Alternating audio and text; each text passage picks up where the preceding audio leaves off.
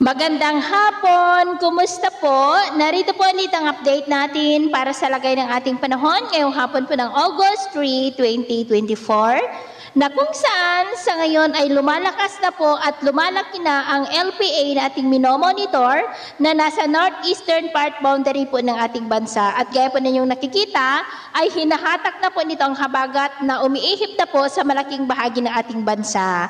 At asahan pa natin ang lalo pang paglakas ng habagat sa susunod po ng mga araw. Pero sa kabila niyan, sa ating long-range forecast, maliban sa pamumuo ng masama ng panahon na patungo naman sa bandang taas, ay wala pa rin naman pong bagyo na namamataan na tatawid po dito sa ating kalupaan hanggang sa susunod na 2 linggo ay posibleng storm-free po tayo.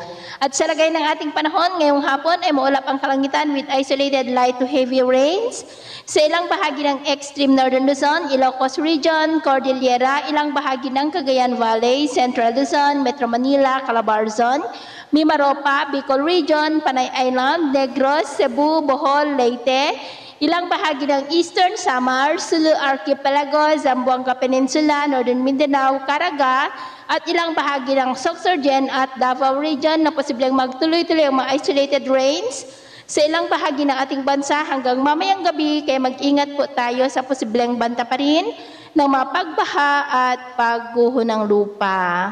At sa atin naman pong mga baybayin, wala naman po tayong nakataas na anumang gale warning signals, pero iba yung pag-ingat lamang po kung papalaot tayo para mas makaiwas sa mga sakunang pangkaragatan. So yun po ang latest update natin sa araw na ito. Ito ko po muli si James na nagsasabing, sa kahit na ng pagsubok po na darating sa ating buhay, huwag na huwag po tayong mawawalan ng pag-asa. Thank you and God bless!